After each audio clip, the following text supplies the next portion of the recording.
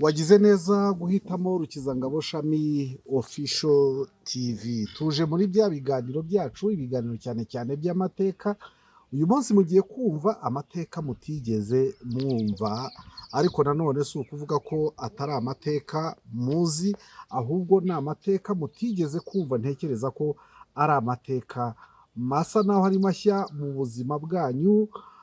Dore nk'ubu aya mateka mperuka kuyaganira na Ambassador Murashi bijya gusa, ariko abantu benshi babivuga mu bintu bimeze nk'ubwiru, ariko uyu mugabo murebe ba imbere yacu we afite n'ibizibiti cyangwa se afite ibihamya.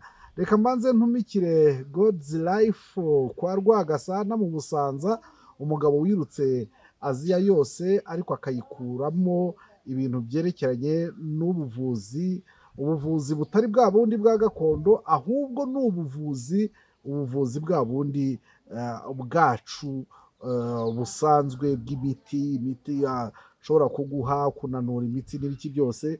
Muhamagare kuri 0783114190. Ubundi rero ahangaha turi ni mu Murishyo, ahantu Kimironko, ahantu hameze neza cyane. Umurishyo wakwandika ku mbuga nkoranyambaga, Instagram, TikTok, YouTube n'ahandi, hanyuma ukabonaho Umurishyo ukareba ibyiza bihari. Ndagukeje nshuti yanjye, reka mbanze ngusuhuze. Uraho neza? Muraho neza Rukizangabo. Nishimiye kwicarana nawe, twari tubikeneye cyane. Usibye nanjye hari abantu benshi bari babikeneye. Banza utubwire, dore uyu muzingo wawe w'igitabo banawureba batagira ngo urimo kuvugira ku busa. Yego. Wereke kamera neza. Uyu muzingo uyu mugabo afite urimo ibintu bikaze cyane. Yego. Witwa Sebanani Christophe. Wowe ndagira ngo wibwire abatureba mu buryo buri hirya rwose bufata. Umaze kubivuga, nitwa Sebanani Christophe, mwene Aburahamu wa Adamu w'Imana. Ngo Mwene Aburahamu wa Adamu w'Imana. Mwene Aburahamu wa Adamu w'Imana. Yego. None se ntabwo twivuga n'aho dukomoka. Aho dukomoka. Ye nitwa Sebanani Christophe wa Aburahamu wa Adamu w'Imana. Namwe murumva iby'uyu mugabo yadukanye. Kandi ibintu ari buvuge, hari abari buvuge bati yabeshye se wa Aburahamu. Turumva ari umucuraguzi uri aho ngaho. Yanditse igitabo cyitwa Ubwiru bw'ingobyi ya Edeni n'urubyaro rwa Aburahamu, hanyuma hasi yandikaho Rwanda. Seba nawe wize amateka? Amateka narayize, navuga mu buryo butari ku rwego ruhanitse cyane, ariko narayizeho. Hanyuma ariko icyo nakoze cyane ubushakashatsi kuri yo. Nibyo, hari ukuyiga ariko hakaba n'ubushakashatsi. Nibwo nakoze. Icyo gitabo kiri mu ndimi eshatu. Kiri mu Kinyarwanda kibona, yego, kiri mu Gifaransa no mu Cyongereza. Ariko ubwo mu kwivuga n'indi bitabo nanditse by'amateka y'imyemerere, n'iyobokamana n'imiyoborere. Yego, wamfashe iyi telefone ntacyo. Yego, nta kibazo rwose. Yego, ubwo rero si icyo cyonyine nanditse. Hari n'ibindi bitabo birimo ibindi bya leadership, imiyoborere, ndetse n'iby'imyemerere. Bwa bukoryo bwose baturagiza warabwanditse? Nagiye nanditseho ubwanjye. Hari undi mugabo witwa Rwagasani nabonye wabwanditse. Yego. Harimo amayeri yose ya leadership. Yego. Nanditse igitabo kivuga ngo ubuyobozi bukwiriye Afurika, ariko nacyo nakireze mu Cyongereza. Bukwiriye Afurika. Ubwo nari mbikuye nyine ku mateka ya Afurika, nagerageje kuyakora ubushakashatsi. Nuko warakoze. Hanyuma rero uti ingobyi ya Edeni n'urubyaro rwa Aburahamu wandikaho Rwanda. Mu bintu tuzi byatumye batubatiza mu gahanga, mu mazi menshi, hehe hose, tuzi ko Aburahamu ari uw'iryo mu burasirazuba bwo hagati. Yego. Ingobyi ya Edeni ari hirya iyo hagati ya Efurate na bya bindi byose. yego yego Kandi tuzi ko kugeza ubu marayika Mhm. ufite inkota yaka umuriro Mhm. ari wiragiye aragiye cyane ngo ntawe ushobora kongera kureba. aha ngaha muri Iraq rwose None rero nagiye kuvuga ngo uradutse cyane nta kibazo uradutse uti ingobyi ya Edeni, Mhm. ubwiru bw'ingobyi ya Edeni n'urubyaro rwa Aburahamu mu Rwanda. Banza usobanuriye ititire abatukurikiye. Uyu munsi turajya mu kajagari, Rwose. introduction. Yes. Turajya muri rwinshi, ariko ubutaha tuzajya noneho akantu ku kandi. turajya nko mu ikusanyo rusange. Yego, ikusanya ubwiru bw'ingobyi ya Edeni n'urubyaro ubwiru bw'ingobyi ni ubwiru bw'ingobyi ya Edeni n'urubyaro rwa Aburahamu mu Rwanda. Yego, bivuze iki? Dusobanuriye. Ikizangabo icyo gitabo mbere ko kigera hano kibona maze kucyandika ko mu by'ukuri njye nayo namaze kubona amakuru y'ukuri yuko ayo makuru ngiye kwandika ariyo rwose, mfite confidence, namaze kuyashakisha, maze kubona ibihamya byuzuye. Ni ukuri. ubwo rero ikintu cyantangaje kandi mbona gitangaje, wa mugani ni nk'imvugo nshyashya igeze mu matwi y'abantu. Ni nshyashya ubu ngubu zitari inshyashya z'ukuntu wayandika.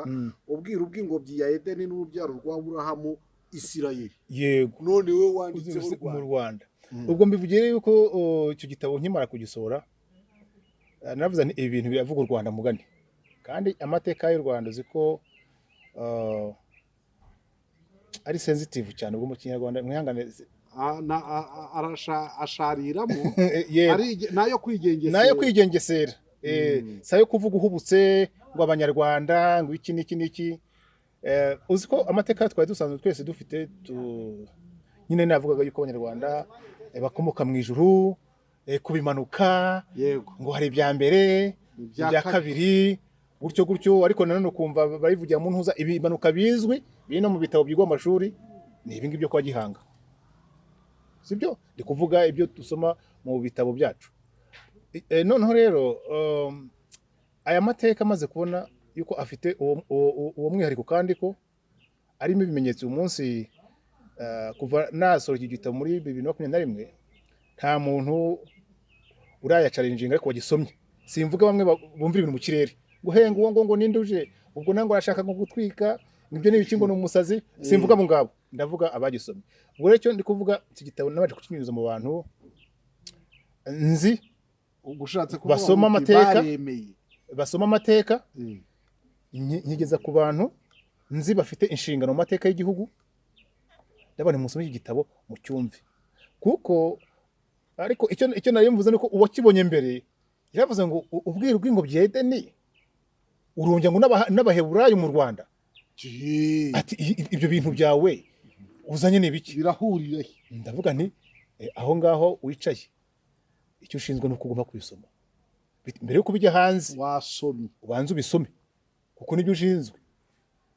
Barabisoma, nta bahanga bacu baba tugenda tureberaho. Nsomera wumva ibyo bintu nadukanye wa mugani ariko rubanda rurandika niko munsomere, kuko icya mbere ubwiru bw'ubwabyo ni ijambo rikomeye. Ubwiru byo nabizi mu mateka, cyangwa wabucishije bugufi ubyita ngo ibitari bizwi.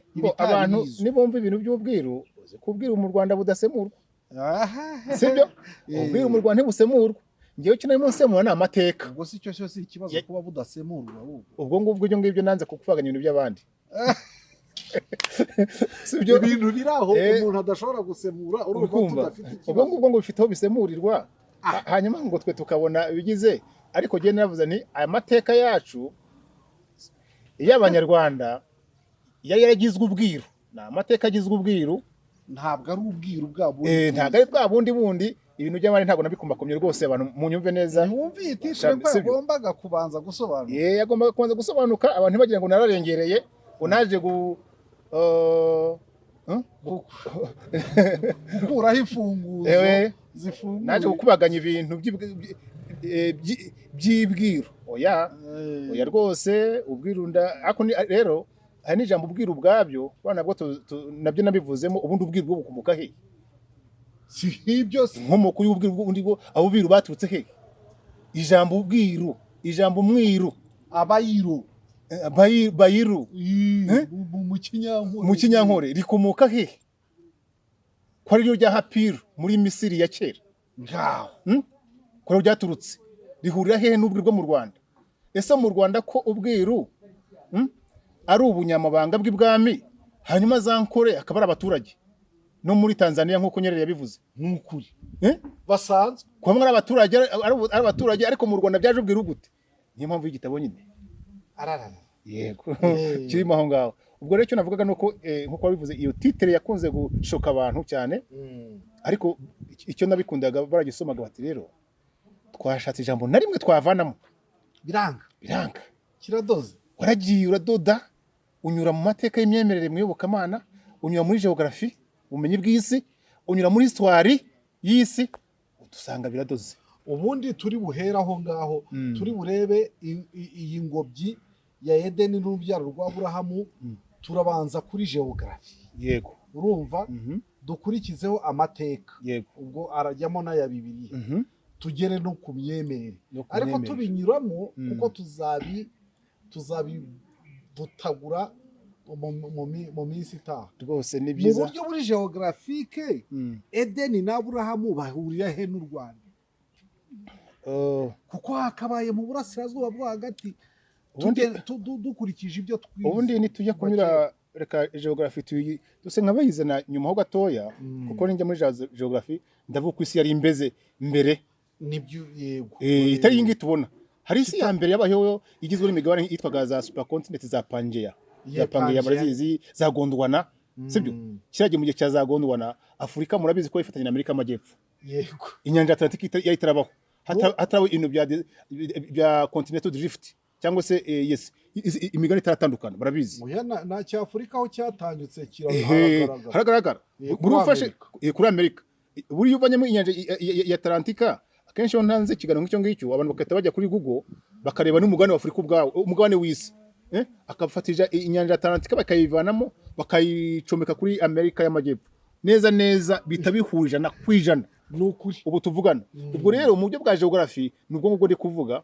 ariko kuko ari ikintu kiri mu bwonko bw'abantu cyane ngo cya Euphrate ngo iriya migezi Idekeru cya Tigre ibyo ngibyo nshatse nibyo naheraho kuko njya kubatizwa nabanje kuyiga iriya migezi yari izitiye ingobyi ya Edeni nagiriye n'ubuntu rero njya mu ishuri rya theology nabyo ndaryigaho torere theology nagize mfite rwose ikipapo kimeze nka masters gutyo rero ubwo ndabicuka umuryango mvuga nti ntazaza kuvuga ibintu ndi gutera waraza sibyo soma kandi nagize igihe mfite izindi rinete mbari kumvuga burya kwiga ibintu wambaye rinete burya hari amasomo abantu biga bambaye rinete za gikoroni exactly sibyo ukiga ibintu wambaye amarinete ya gikoroni ndakiga ariko ntibiri buhindura ibi bintu yego sibyo noneho ugasanga nyine wakira ibyo bintu bise bikuza mu ntuzo ariko gensa nagiye kwiga amateka nta rinete za gikoroni nambaye ku buryo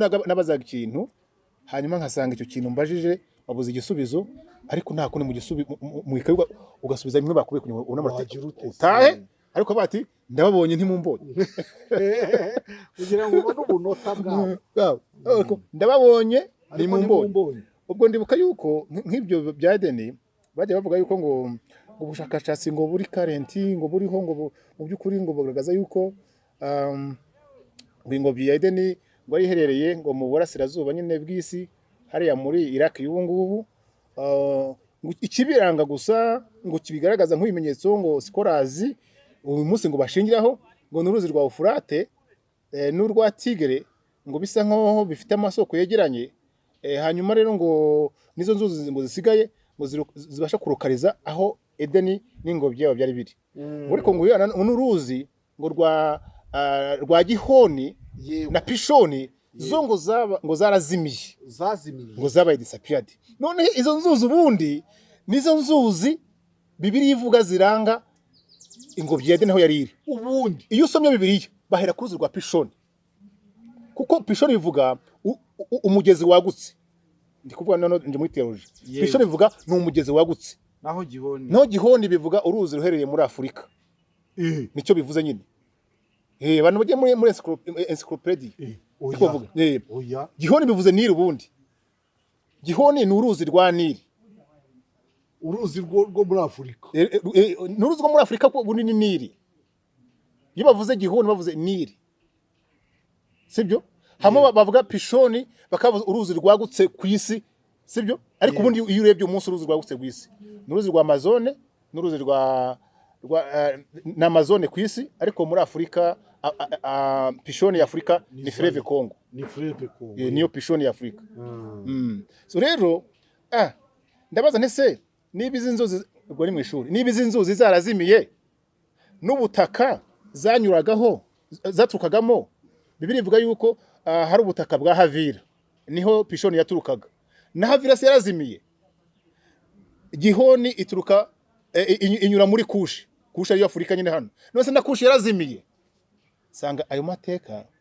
abayanditse n'abakoroni kandi bavuga yuko uwagutsinze bundi niwe wandika ayo mateka none rende banese ururuzi rwa Pishoni ariko ndimo kuzamura umujinya ngiye wagutsinze ubundi niwe wandika amateka y'urugamba niyo muri cyane uko byagenze ni wiyandika wowe watsinzwe yandika yashaka amufavorize kandi yarangiza isi kamukomera mu mashi ngo amateka niyo y'ukuri ariko ubundi aho ntagiye gukanguka iyo wize amateka usanga yisa kenshi usanga amateka yisa menshi ari ibinyoma yaranditswe nyine ku nyungu z'abantu ibyo ngibyo ngira ngo hari n'abahanga bajya babivuga rwose ati amateka isi igenda umunsi menshi ni ibinyoma erega urabona abanyaburayi mu kinyejana cya 15 bamaze gukanguka uko abanyaburayi sibo bari bakomeye imbere oya abari bakomeye n'abanyafurika n'abanyamisiri vuba rwose abundi Afurika niyo yari igicumbi cy'ubumenyi igicumbi cy'ubwenge uribuka muri Loni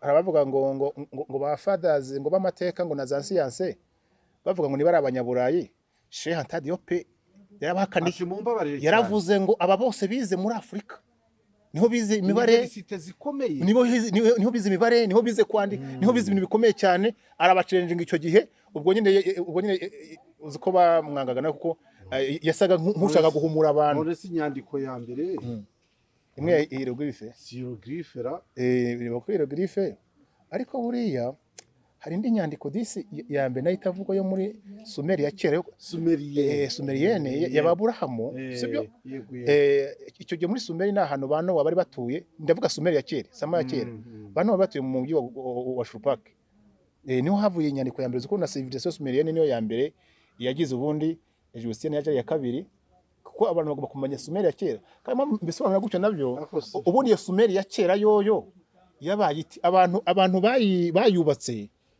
bayubatse nyuma y'umwuzure bari bavuye hano mu ngobyi ya Eden kuko inkuge ubundi yavuye hano bano babaga inahangaha kuko uri kumva inkuge yagiye igwa muri Ararate babisoma niko birivuga mu misozi ya Ararate rero hari muri zako kaze abantu bajya kwisuganya aho bisuganyije bakongera kwiyubaka ni Sumeri nibubatse hari niho na Aburahamu yavuye ni muri Uri y'Abasumeri ariko Mose yanditse Uri y'Abakarudayo uko Abakarudayo bari bamaze gufata aho hantu bari bahitiri ariko mbere yitwaga Uri y'Abasumeri ntuza yaratuye mu mujyi witwa Uri ya ntuza Aburahamu yegeranye n'umujyi witwa Shurpak aho no yaratuye Jemba mvuga amateka ya mbere igihe bavuga ngo muri Uri y'Abakarudayo ni Mose wabyarikiye bari icyo gihe kuko hari muri Sumeri Abakarudayo nyine bari barahafashe bahita ngo nahabakarudaye ariko ubundi imbere amateka yandikwa n'abatsinze ariko ubundi imbere hari muri Uri y'Abasumeri ariko icyo gitabo Uri y'Abasumeri hari n'umujyi wa Sumeri ya kera abantu z'abatarahafata tutarava aho ngaho abo bantu uruhu rwabo rwasaga rute abo bantu wakoze ubushakashatsi abo bantu Aburahamu basaga bate bantu basaga bate barabirabura cyangwa Adamu yari umwirabura Adamu biva ku ijambo Adumai bivuga ngo black clay ibumba ry'umukara sibyo Adamu yari umwirabura none bakaba bamushushanya uri kumva hanyuma Nowa yari umwirabura sibyo ariko Nowa yaje kubyara abana batatu umwe witwa Ham bivuga black undi witwa Shem bivuga sombre ni ikintu kirabura Jafet bivuga ikintu kiri fair hagati oya feya n'umuzungu ngo pokraire ngo ni pokraire ngo ikeye ubundi abazungu bose shira mu ijambo Japhetes ni abazungu ubundi ni nawe wabyo umwana witwa Ashikenazi ubundi ijambo Japhet n'ijambo Ashikenazi ni abazungu ni gendero no mu murage bahawe niwo barazwe bya bigo by'intuza none sasa rero ariko Japhet sorry Shemu ari gukomoka kwa Abrahamu Abrahamu akomoka kwa Noza kwa Shemu abisere komoka kwa Shemu Semitics muri make yego bibavuze ngo Shemu Semitics abasemiti numva iryo jambo ngo abisere ngo n'abasemiti yego Semitics bivuze nabo kwa Shemu ari amaterima abanyaburayi bumva neza cyane bo barayazi ko niyo agize ntuza zabo ibisekuru byabo hariya Semitics rero basobanuye kugira ngo umuntu wumva iki kiganiro ntabwo ari babandi imvuriwe gusa sasa rero na wa muhinzi uhinga hasi ari cyane barashaka kumva semite ni abantu bo kwa Shemu noneho rero abo ngabo ba Nowa abayahudi yego abo ba Nowa rero abo ba Aburahamu abayahudi babandi ba Mose intumwa za Yesu na Yesu ubwe bose barabirabura Moses yari umwirabura Aburahamu yari umwirabura ba Paulo barabirabura ari amafilime abagira abazungu uko yagiye akorwa n'amafoto yagiye acurwa n'itariki yacuriweho n'intambara zabaye ibyo muri icyo gitabo uzasoma none se Moses tuvuge ko ubwo yasekuraga umuntu agahungira mu Misiri yasaga n'uhungiye kwa bene wabo mbo Mose niyo logique umuntu yagenderamo mbo Mose uzi ko yavukiye mu Misiri ahubwo yavukiye mu Misiri ahubwo yasekuye umunyamisiri yasekuye umunyamisiri n'ubundi icyo gihe yabaga ibwami ahubwo nibatekereze cya gihe ntuza Farawo yica abana b'abahungu bavutse yego sibyo kuko bose barabirabura kiriya gihe ab'Abisirayeli barabagiyeyo na Yosefu bakuriyeyo sibyo ndetse na Mose wavukiyeyo uzi ko ngo Farawo ntabwo yabyaye umwana w'umuhungu sibyo none umukobwa uzi ko aje gufata akana kari agatoye mu nyanja gutyo yagiye koga mu gatebo mukato ngo niho yarari akana arakazana sibyo none arakarera agaha nyina kuri bya bitangaza by'Imana abari gukonsa abari gugakuza none ako kana ngo bakarera niko birivuga nk'akazasimbura umwami urumva hari akana k'akazungu kari kaje k'Isirayeli gashaka kuzasimbura umwami akakarera ngo kazamusimbure ari akazungu oya niko basaga oya niko basaga yari umwirabura nawe yari umwirabura nta tandukaniro ryari rihari ngira ngo dusa n'abatanyeho gato dushaka gusobanura cyane twari tugeze ubwo twari turi kuri kote y'Imana yego y'ababyita iby'Imana yego ubwo ngubwo uko Abisirayeli nyakuri sibyo uko Abisirayeli nyakuri ubundi ari abirabura tuzabisobanura turi umwanya turi hano abundi Abisirayeli barimo ibice bitandukanye ariko harimo bibiri by'ingenzi harimo abitwa abasefarade ni Abisirayeli babirabura bakomoka kwa Aburahamu barahari bakomoka kwa Aburahamu abo ngabo barimo n'Abanyarwanda sibyo yego uri kumva hakaba Abisirayeli b'abazungu abo ngabo ni ababigizwe mu ntangiriro ubundi Abisirayeli b'abazungu oya da ntago abo kwa Shemu abo ngabo abo kwa Shemu bose ni abirabura ab'abazungu batangiye ryari rero ubundi iyo ntuza iyo fenomena yatangiye ryari iyo scenario yatangiye ryari yo kugira ngo Abisirayeli batangiye gusa nk'abitwa abazungu kuntu ibyo byatangiye mu kinyejana cya 8 n'icya 9 abantu bazasoma amateka bitwa abakazari intambara y'abakazari yabayeho abakazari ubwami bw'abakazari ndi kuvuga baraba mu bihugu by'abantuza za Espagne nahe bavuga n'uyu munsi barahari bavuga ururimi rw'ikiyidishi sibyo bariya rero agiye cyageze Islam ishaka kubigarura cya Islam itangiye kwagukuza ko yatangiye mu kinyejana cya 7 habaye intambara noneho abo abami bakazari bisunga abayahudi sibyo binjira idini ya kiyahudi ari abaki ari abazungu iyo niyo ntuza ya mbere burya banuza barabanetanyaho basekuruza babo sibyo bakomoka aho ngaho naho muri icyo gise kuko burya Netanyahu akomoka muri Lithuania niho sekuru akomoka hariya nyine muri Lithuania. Bariya rero nibwo abazungu batangiye kwinjira idini ya kiyuda muri Judaism, kwiyudayiza nibwo biyudayije. uri kumva. Nyuma rero biragenda bizamuka ubundi abayahudi dufite umunsi imbaraga bazigize ryari, bazigize Amerika nyuma y'intambara y'isi yose ya kabiri, bashaka baravuze ngo turashaka kubaka Isirayeli, tuyishyireho tuyireme, tuyishyireho.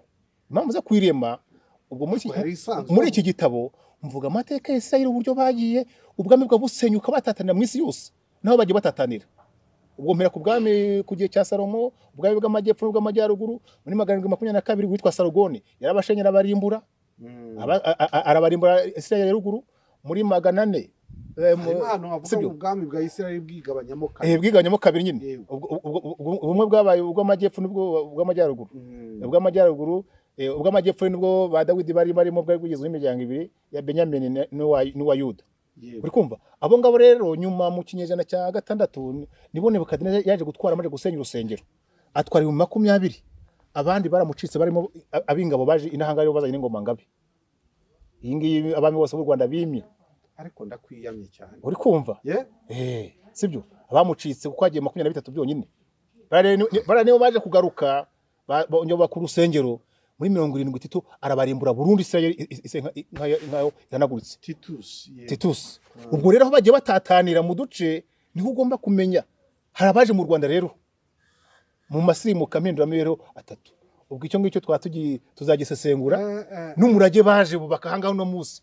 Ubwo rero muri ejo bundi mu gihe cy'ubagarira 1948 Amerika n'Ubwongereza bati niyo twakongera tugashyira iyi power yitiriwe Imana, tugafata imende z'abantu kwisi bati se wayishire Buganda, ariko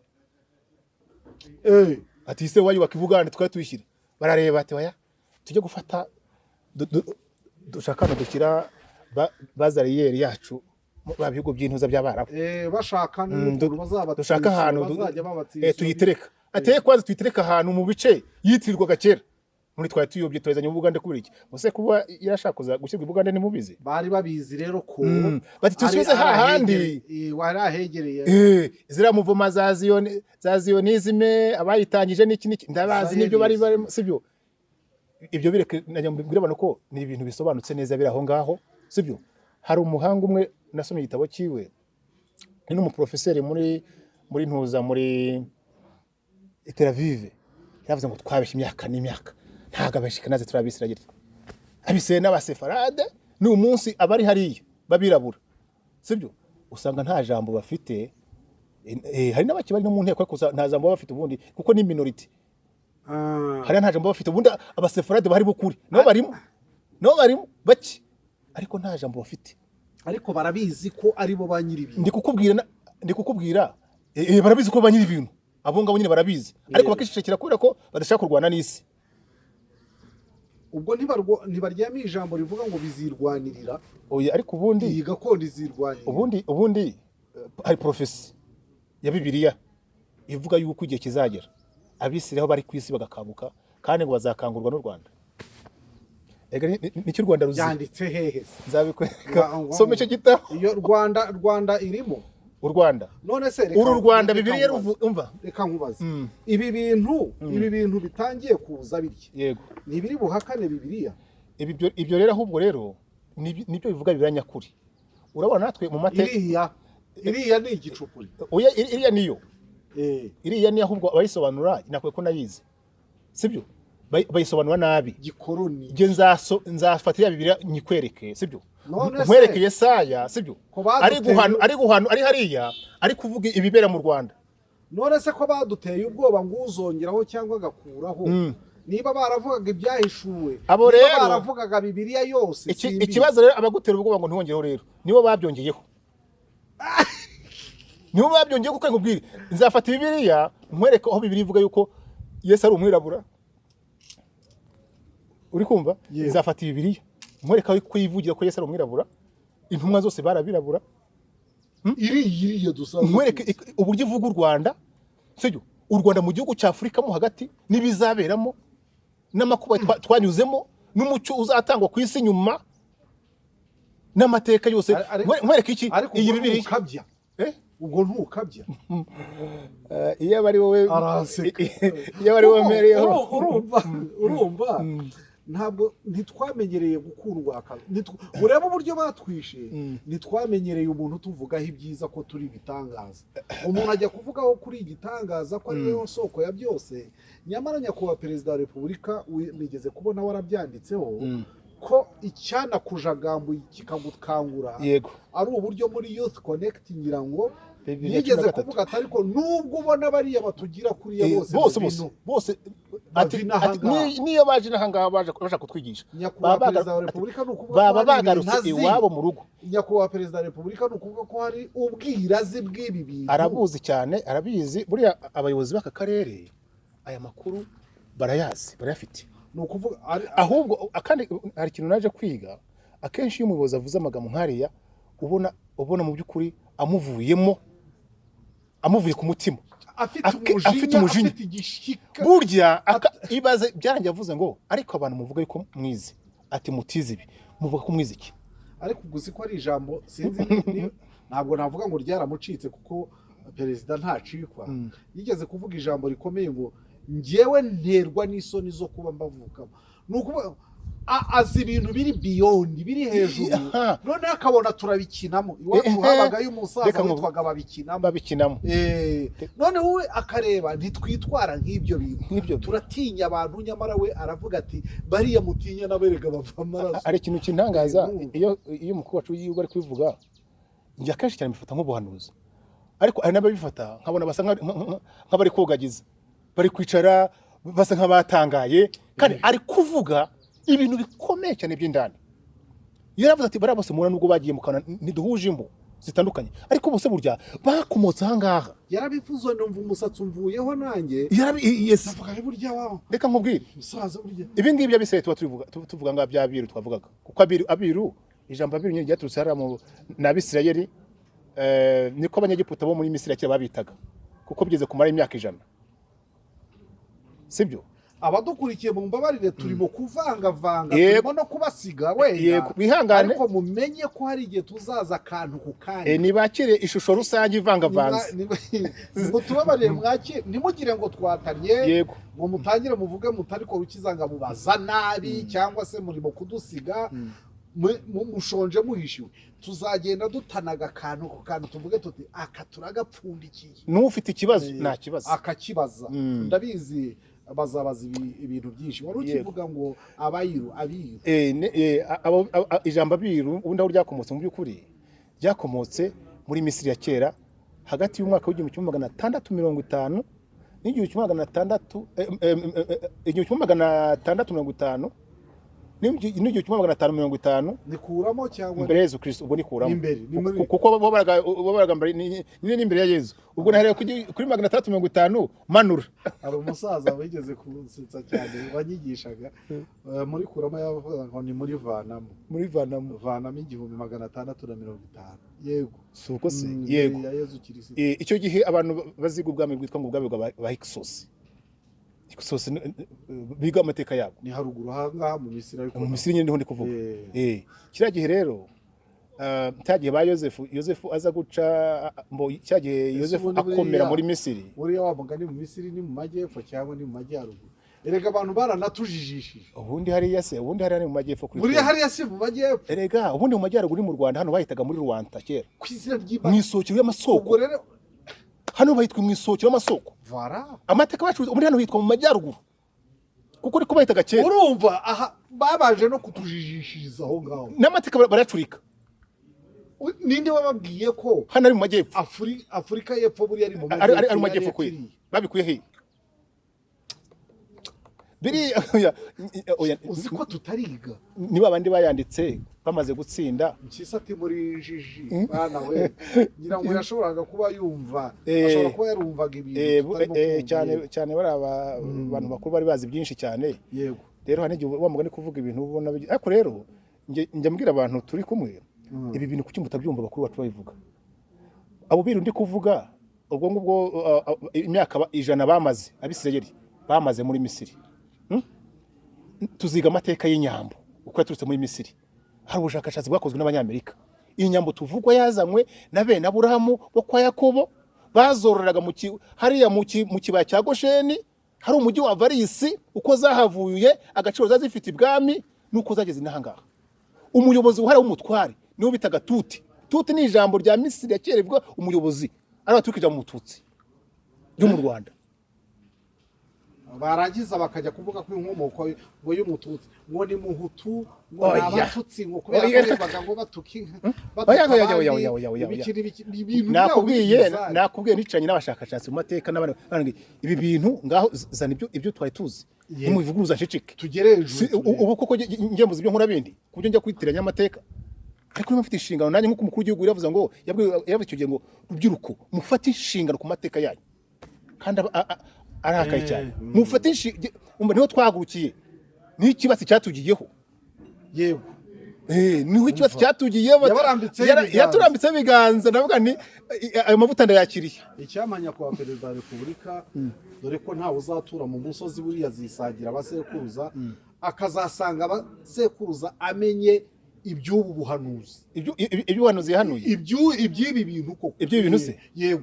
Ariko rero perezida wacu ariko iyo murebye mbona afite ibintu abitse ahubwo wagira ngo hari nawe igihe kizagira bivuge noneho yisanzuye kuko agira gutya akatumanyuraho akagira gutya akatumanyuriraho ariko nkumva asa akenshi mbona audience ari kubwira no ari mwirage neza ari mwirage neza kubera ko erega buriya mu rukirya komokamo hari blessed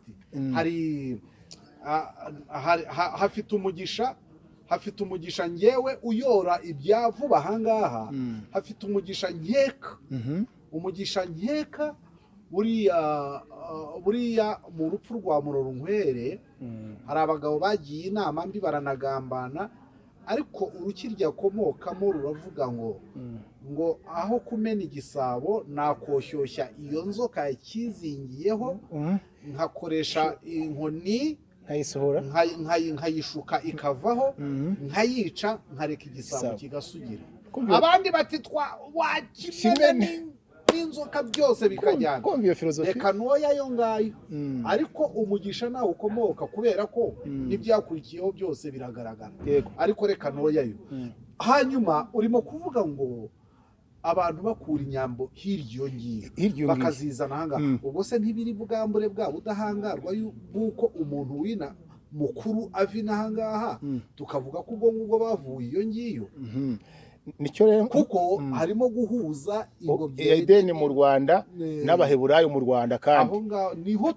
niho tukiri ubwo rero yego ndikubyumva umva ntuhiziringe cyane tutatinda kuko navuze nti izo nyambo n'undi murage n'ijambo Imana niho barizanye ko Imana yaraze mu bana batatu sibyo uwitwa Shemu ni warazwe ibintu by'Imana nyuma biza kwa Aburahamu rero kwa Aburahamu kugeza uyu munsi umurage wa bene Aburahamu w'ubumana wuzuye uri mu Rwanda gusa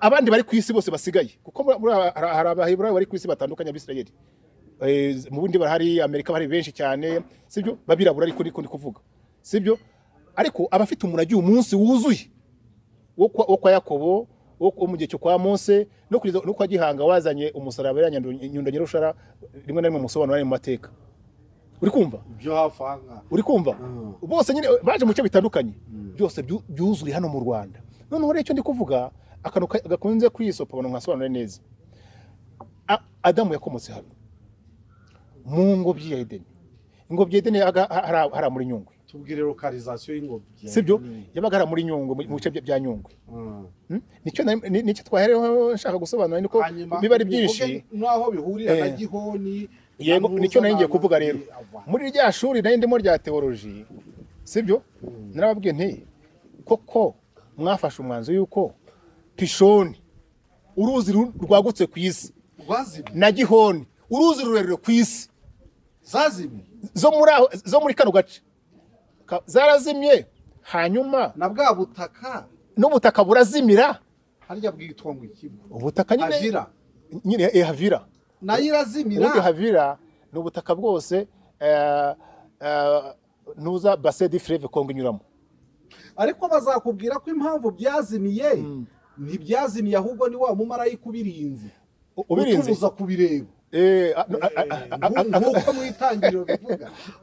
None se ikibazo rero, none se ahagaze muri Irake akabibuza agahuma bahangaha, uyu bwahagaze hano bashobora kukwemerera bati biri ahangaha ariko ntibibone. ahubwo abamarayika bazarebe neza n'umwe uvugira mu Nyarwanda banga u Rwanda ruraterwa ntirutera.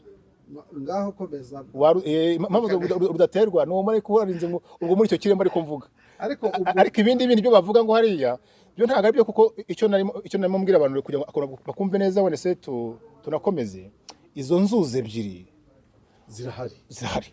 Urwo ruzi ubundi basome Bibiliya ivuga ngo iki? Bibiliya ivuga ngo mu ngobyi ya Edeni havagamo umugezi umwe.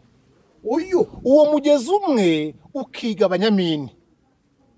Uwa mbere ni Pishoni unyura ngo utravers igihugu cyose cya Havira. Kera hariho ibihugu bine gusa Bibiliya yandikwa, Bibiliya ivugwa kiragihe ubwo umwuzure wari utaraba. Ibyo bihugu bine ubundi isi basoma Itangiriro igice cya mbere, Itangiriro igice cya mbere, igice cya mbere sibyo, basome umurongo w'Icyenda n'uw'Icumi. Bavuga yuko ubundi Imana irema, Imana yafashe isi n'amazi irabitandukanya. Ubundi amazi yaraturutse he? Mu nyanja. Ubundi kera hari inyanja gusa. Imana yafashe isi yivana mu nyanja itandukanye n'amazi. Igice kimwe cyitwa isi, ikindi cyitwa amazi. Ubwo yafashe imisozi irayinungarika. Reka nta kundi yayikuye. Uri kumva? Ubwo ngubwo bamenye bamaze bumva kakano basomye Bibiliya igice cy'Itangiriro igice cya mbere umurongo w'Icyenda n'uw'Icumi. Imana yafashe isi yivana mu mazi. Ubwo haboneka ibice bibiri, cyitwa amazi, cyitwa inyanja, cyitwa ubutaka. Icyo cyitwa ubutaka nta biyaga, nta kintu kibya birimo. Oya, harimo umugezi umwe wonyine urageje kwigabanya mini. Iyo migezi ne rero ibipande by'isi, ibipande by'ubutaka yatandukanyaga nabyo byari bine. Icyitwa Edeni, sibyo? Cyo ni kimwe. Yego. Iki ni igice cyitwa Havira, iki ni cyitwa Kushi, sibyo? Yego. Tuvuze Edeni, Havira, Kushi na Ashuri. Ashuri ni igice nyine umunsi urebye ni igice cya Aziya. Yego, Mwasiriya ukumva. None rero abantu banze bateka amatwi ako kantu. Mvuze igice cya mbere. Uvuze Havira, oya reka Edeni. Igice cya Edeni. Igice cya Edeni nicyo kirimo ingobyi ya Edeni. Yego. Akura kumvise? Harimo Akushi, igice cya Kushi. Igice cya Havira, igice cya Ashuri. Ingobyi ya Edeni Bibiliya ivuze ko iri muri Ashuri cyangwa iri muri Edeni. Edeni ntiyigeze iba muri Ashuri na rimwe. N'abantu bize theology mu byumve, nicyo njya mbwira n'abadogiteri muri theology bakita basa nk'abazutse nabo. Barabyumva nibura.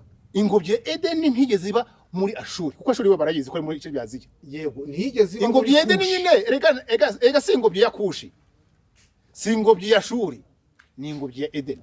Yego. Mbere na mbere hari Edeni, ubusitani buri muri Edeni. Icyo gice cya Edeni cyabaga hehe? Mu kirokeze mu kirebe. Ntabwo ingobyi ya Edeni nari mwigeze iba muri Ashuri, ariho muri Iraki. Ashuri ni muri Aziya. Ni muri Aziya. Kushi ni muri za Ethiopia hariya, ako byabifatanye kera. Eritrea, Ethiopia, no kuzamura iyo ngiyo mu Misiri. Havira yoyo, yego. Havira yoyo ni igice kiri hagati ya Edeni, cyegereye Edeni. Yes, cyegereye Edeni. Mu burengerazuba. Mu burasirazuba. Oya. Havira. Ubwo ni hagana he? Sasa rero wowe buriya sinzi aho nteretse ahariho. Aho niteretse. Umva. Oya. Wese uzi uyu munsi. Uyu munsi ni mu burengerazuba. Ndimo kurokariza. Uyu munsi kugira ngo bumve ni by'uyu munsi. Si mu burengerazuba.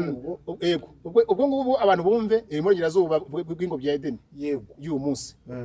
uri kumva Mm. noneho rero uruzi rwa Pishoni nkuko nababwiye umugezi wa mbere sibyo Yego.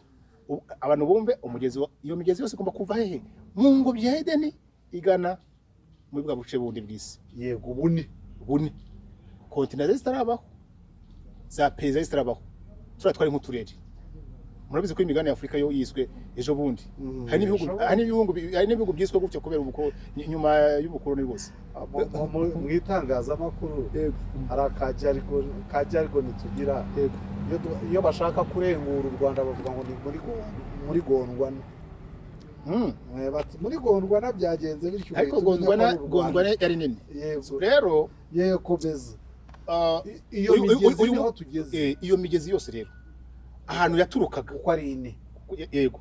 Kera muri Misiri ya kera ifite amateka bahitaga muri Rwanda ikabisohokera y'amasoko ngo n'imisozi miremire. Aho rero hari mu Rwanda. Ariko so hatushije ijambo Rwanda ntibanyumve neza. Yego. Rwanda ntago ari watujije mu Rwanda. Ariko ubundi muri Rwanda hari hano. Ubundi rero uwo mugezi wa Pishoni ubanza rero niyo Fleuve Congo. Pishoni. Kandi uruzi rwa Congo burya rukura amasoko mu ishyamba rya Nyungwe mu gice cy'Iburengerazuba. Yego. Kubera isuzu rya Congo. Isuzu ya Congo sibyo? Niyo amaturuka. Rigabanya amazi mo kabiri yaje. Amazi mo kabiri. Yego. None ruzi rero iyo rugiye ahantu rwiroha. Iyo wongeye ugafata Afurika na Amerika uko byari bimeze mbere bitaracikamo kabiri. Automatikoma uruzi rwa Zaire n'urwa Pishoni bita bihura ku kanya. Umugezi ko tubumwe. Ubwo se Pishoni muri iki gihe umuntu yayirokaliza ye. Pishoni cyo mubwira ni Fleuve Congo. Ni Fleuve Congo na Fleuve Amazon. Ni muri Amazon. Kera Amazon ntabwo yatembaga iva muri Peru. Yaturukaga inaha ngaha. Rwa ruzi rumwe n'urwa Fleuve Congo. Ntabwo za inzuzi ebyiri. Nicyo cyari cyancanganyikishije. Kugira ngo byumve neza byorohe fata forêt Amazonienne. Forêt Amazonienne. Amazonienne. La forêt ni la forêt. Ni Gikobwa. La forêt Amazonienne. Uonje na forêt ya Congo. Ubu ishyamba nini ku isi. Amana Equatorial. Oya kamubwire. Ishyamba rya mbere nini ku isi ni ishyamba rya Amazon. Irya kabiri ni ishyamba rya Congo. Reka ndikukubaje geography nzi nasomye. Iryo jambo ayo mashyamba rero. Iyo ufashe isi ya mbere yagondwana, isi itacikamo ibice, ukayahuza ribishyamba rimwe. Ibigize ishyamba rya Congo, ibikoko biba muri nyamaswa n'ibigize ubutaka. Hari umushakashatsi w'umuhanga wabikoze. Arimo ahuza isi ko ari imeze. N'inyamaswa n'ubutaka n'ibigize asanga ni ishyamba rimwe. N'ibinyamaswa ni bimwe. Kuri ari mari rya mbere ubundi. Indi rikabya kabiri. Nuko ryacitsemo ryari rimwe ubundi. Sibyo umugezi rero unyuramo uwo mugezi wa ntuza wa Amazon. Neza ni umugezi wa Zaire wakomokaga hano mu ngobyi ya Edeni. Ariwo Pishoni harya niyo Pishoni nyine. Yego.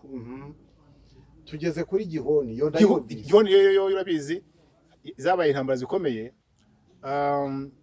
mu 1857 nyuma ya Berlin. Oya ni Bere ni Bayinasi ni muri vanamo. Oya igihumbi magana inani. Iberire ni 1884 Yego. Naho ndi kuvuga 1857.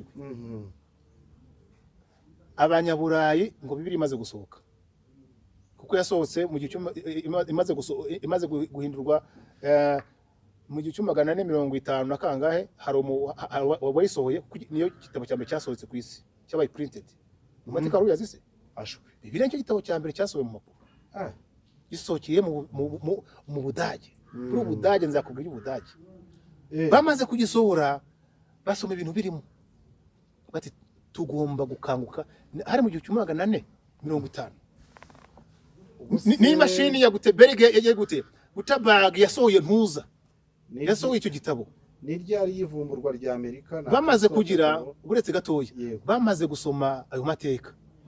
Bati sasa rero tugomba ubu urabizi ko uburayi bwatangiye ubukoroni mu kinyejana cya 15 bamaze gusoma Bibiliya bati rero ubwo tumenya amakuru mbere reka dufate isakiri kare bamaze kwisoma rero icyo nakubwiraga inama y'Iberire burya yaje kuba hari amakuru bafite mu gihe cy'umagana rero 857 bohereje maneko ikomeye cyane witwa John Speke w'Umwongereza araza ati genda dushakire ibintu bitatu ahantu turi kureba mu karere gutyo kibiyaga bigari sibyo ubwo siko bakitaga icyo gihe kuko Grara kuko bya special niba n'amateka nibambo mbuto babigize mu ntuza ati udushakire ubwami bwa Dawidi aho bwarengeye kumva byamuzanye udushakire aho umuntu wa mbere akomoka udushakire nyine n'uruzi rwa Nili n'ingobyi ya Edeni nyine aho umuntu akomoka n'ingobyi ya Edeni yego aho ubwami bwa Dawidi dusoma hano bwarengeye kuko abantu nibatuzukana bizabibazo udushakire aho barengeye mu isi ariko yaratubonye disi nurangiza uziko mise nibuka raporo ye nurangiza udushakire iki udushakire uruzi rwa Nili uruzi rwa Nili ni rwo rugwama pilipe byose araza ageze nangaha asanga uruzi rwa Nili rukomoka mu Rwanda asanga leadership iri hano abagabo bahari arasanga ubwami buhari asanga ubwami bw'umukenya asanga ubwami bambaye abatware b'umukenya asanga leadership ubuyobozi bw'inka bumeze neza bataravishije ahantu henshi muri Afurika ariko bageze ahangaha ati karabaye aba bantu baba hano ubwo yari kumwe nande ubwo yari kumwe bari abastanire bujya mwumva bari abastanire baciye ikarita bashira abakoroni sibyo iriya nama y'Iberire buriya yabaye hari ababashyiriye raporo y'ibyo babonye impamvu ubudage bwo bwiyiziye hano sibyo sasa rero ibyo bakoreye kano karere n'umunsi kidufite ingaruka sinzi kangubira burandi kumva ibintu byinshi cyane waje tugasoza nkazagara ku butaha amaye none se ko numva ntabyumva giye uri kumva uyu munsi amakuru yashyiriye inama ya Berire John Speke wari maneko komeye cyane John Speke niwe wari uzasoma igitabo cyitwa ngo Ressources du Nil yiyandikiye nihavuga uburyo bati baramukira ngo tubashobore abantu nabonye hariya icyambere nuko ipfundo ry'abo bantu ubwami bwabo mu bucamo kabiri sibyo icyambere icyo gihugu mu kinusure avuga u Rwanda arabati mu kinusure mu masigira akantuza niyo muri ako kabasigera ko rero mubabwe yuko atari bamwe ubundi bazirimburanira bashirana mubabwe yareka ati twasanze abantu barebare ntago ari abanyarwanda n'abantu kwa Hamu n'abahamite n'abantu mu mahanga baturutse muri za Abyssinia sibyo hanyuma ngo bagufi nibakavukire muzarwa no bakavukire kugira ngo bivane muri ubwo bari bariya bavuriye ati yewe yanavuze ngo ngo ni mu birukana bakagenda ngo natwe tuzata tugenda rwose ngo tubavire ahangaha hakuno natwe mutureke twega abakoroni natwe tumeze nk'abangaba baje kubakoloniza turi bamwe ngari muri ukana abangaba noneho babakoreje mbere babishe nabi natwe meko tutagenda iyo ngengabitekerezo niyo yaje kujya muri bakayibanda n'abandi bose ubundi ideology ya Hamit na Bantu niyo yabyaye ideology ya genocide yakorewe abatutsi ubwo rero ubuzi icyo ubukoze nuko hirya bari bushinyike bakavuga bati dore icengeza amatwara bati dore icengeza amatwara rya FPR bati barimo guhimba ibinyoma kugira ngo berekane ko abonejeje nabandi bagira icyo berekana abashobora kubivuga sibyo kugira ngo bagume wese mu binyoma byabo iyo bibagaburira niko bimeze usira murenganya yako namurenganya kuko ari kurya ibi byo buhimanye ariko none icyo ndi kuvuga ibyo tuvuga ubu umuntu w'umuhanga nubwo bari mu bintu nk'ibyo ngibyo yashaka kumenyeka meme hagene mu kigare abashaka kugera mu kigare baje bakigendamo ariko n'abashaka kujya none se ibingi bindi kuvuga ndebere bitabo nasome muri biography wirebye aho ngaho narebye ndahuma uri kumva sibyo ibyo mvuga sibyo natoratoye hano harimo ibitabo bikomeye by'abahanga bakomeye ku isi n'amanevesa akomeye ku isi sibyo n'amakuru yagiye ahishwa uziko ari nk'ibitabo nabonaga nkashira Imana simana nk'ibitabo ku isi baho koko ese wacyanditse ari bitemo nagiye nyereka n'iki wacyanditse igihe kingana iki icyo gitabo nacyanditse igihe kinini kigura amafaranga ngaho icyo ntiwabona ikiguzi ntabona ikiguzi arifite uzanayo ni facilite kikagurishirizwa uko ngiye kukigurisha ntabwo wabona icyuma kandi nanone sinakigusha cyane kuko ni impano y'Imana, mbona Imana yatanze nanone ni impano Imana yatanze, mbonye uburyo bisohoka jewe ntabireka nkabitangira ubu twabisohoye kuko nanjye kamubwi nakubeshye nanjye gitagiye isomo kugira ngo itangire nko iki gitabo kuko ibintu biri kumva ari nk'ijuru nanjye baringuyeho ibitonyanga imvura ikakunyagira izuba riva kandi ari ryo cyanditse. none hari imigezi tutasoje tutarangije iriya migezi yose ubundi iriya migezi yose rero kuko introduction turayikora n'iriya migezi ya ntuza ya Tigre na Furati abantu barebe ahantu iri uyu munsi isa nk'ifite amaseko areba ameze gutya acumise gutya sibyo byose ava mu bice bya Turkiya na Yemen gutya byose itemba iganiriye. Iyo ufashe ubutaka uko bwari bumeze ugafata inyanja y'Abahinde sibyo ukayivanamo hari igabane na Afurika ugacomeka ibihugu bya Afurika bya Djibouti za Ethiopia ukabicomeka kuri bya bihugu nk'uko bya Aziya isoko yaki ya Ufurate n'iya Hitekeru bitabiza bigacomokora isoko yabyo hano mu Rwanda. Yonye guhuza ko babinyorosotse sibyo uhuje ubutaka kuko bumeze neza yego nazo zikomara amasoko hano hafi y'ubutaka buhana imbibi na Afurika.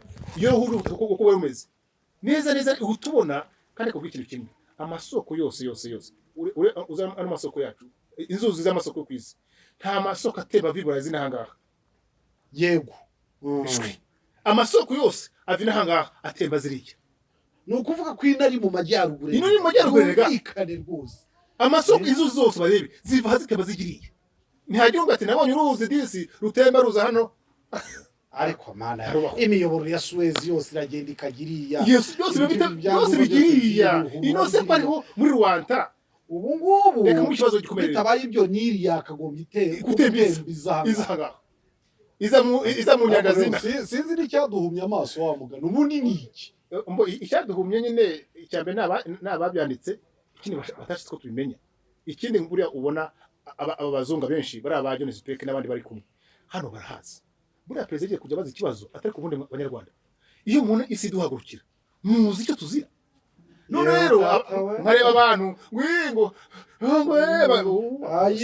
bakajya muri animation agahinda kakanyica cabinet kajya muri animation agahinda kakanyica mugabo karanyica aba professeur bakajya muri animation aba docteur bakajya muri animation ariko ati iyo mubona mu byukuri isi duhora ikimutabeshye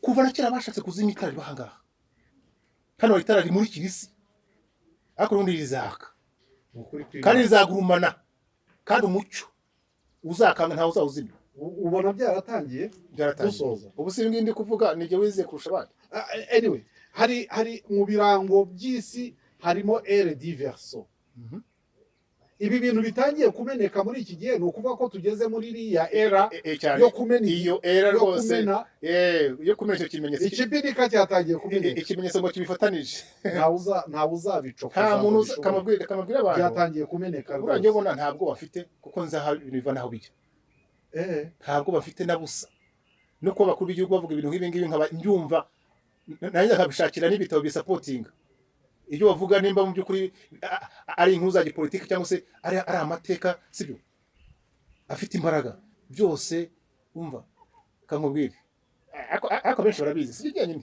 barabizi kuri ubu n'uburayi bufite ubwoba kuko burabugiye gusenyuka burabugiye gusenyuka sibyo batuye mu kinyoma bagizwe ibihanganye n'ibyo bibye hano Amerika barimo bibye ubutunzi bibye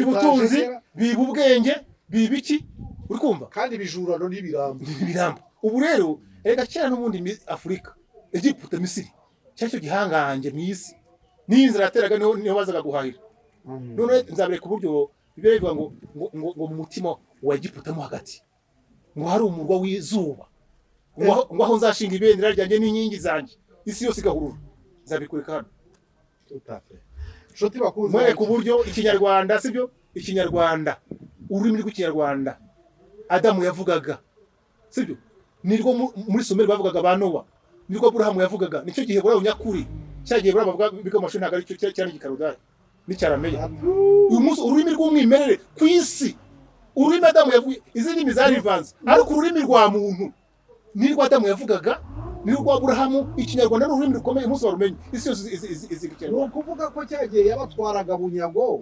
bakatangira kwigisha abana babo igikarudaya byarangiriye aho wa mugani. Nzakoreka ibitabo bantuza abantu hema bavuga ati rero nabayizira ati twongeye twandike mu gihe mu tunuza amateko y'Imana adatakara. Inteko y'ururimi irabihamya barabyandika baba mu rurimi rwo gihe burayo rwaratakaye. Bira byose ubona biga mu mantuzi cya gihe burayo biga mu university kira ni gikarudaya ni cyarameje igicupuri ni cyarameje cyo ba Yesu bavugaga ni nko bagiraga uru igihe burayo cy'umwimerere aricyo gisumeri ariko runyakanani bivuga ngo ruba ngo muri Egiputa mo hagati mu midugudu itanu bavuga bino bihugu bivuga Ikinyarwanda ariko Adamu yavugaga byose. Ari igitabo cy'Abanyamerika kibihamya. Nzabikoreka. Ikinyarwanda ni ururimi rukomeye rw'Imana rw'umuntu wa mbere rwa Aburahamu. Ururimi izindi ndimi zose zikomoka ku Kinyarwanda. Nzabikoreka. Ndeba amarira kuzenze mu maso. Nzakoreka ntabwo nukureba ko tutabyumva. Ibyo ni neza. Nzakoreka uburyo Icyongereza iki byose sibyo izi ndimi zose zikomoka kuri runguru ariko ntibagije nanone uburyo hari Ikinyarwanda twakuye kuri za ndimi ejo buno mu koloni ariko bicanguka. Igitabo uzabisome birimo. Yampaye inka yanjye ndarirara. Urarira. Nshuti bakunzi ba Rukizangabo Shami Official TV, muzamenya ibyo mutari mwakamenye. Dorashize impumu ariruhukije. Ni ukuvuga ko hari ibyo yumva tutarumva bikanamubabaza.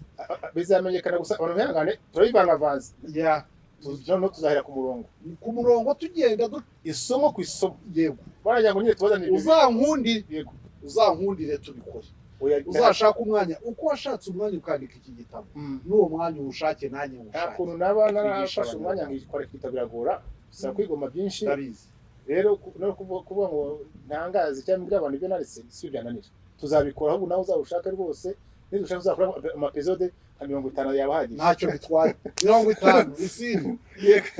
Abakunzi ba Rukizangabo Shami Official TV, ngibyo ibyo amatwi yacu arimo kumva bisa naho ari ubwa mbere, ndetse kubera wa mwijima tubazemo iminsi tukumva ari sakirego ku buryo hari n'abatwika nkabagarireho mu mavuta. Ariko byarahanuwe ko izuba, umurwa w'izuba, ahantu harasira izuba, ahantu ibintu bizacucumuka ntihagire ubitambuka, ntihagire ubijyamo imbere. Dore ngibi rero byatangiye kuva mu bana bato, kandi ufite imyaka nka 40 wasanga utaranayigeze. Yego, kuva mu bana bato byatangiye kuza. Ibyo ngibyo reka tubishimire Imana. Ndabashimiye rero, mukomeze muryoherwe n'izi gahunda zacu. Sinakwirwa mvuga ngo mukore subscribe, cyakora muze muri benshi kuko tugiye kwiga, tugiye mu rwigiro, hanyuma twigaye dukomeze twige cyane kugira ngo tutazongera kugawa. Ndagushimiye Kristo, ndagushimiye Seba nawe. Urakoze cyane, Imana ibahe umugisha namwe. Nuko mukomeze mugire ibihe byiza rero, naho ubutaha tujya ku kantu kandi.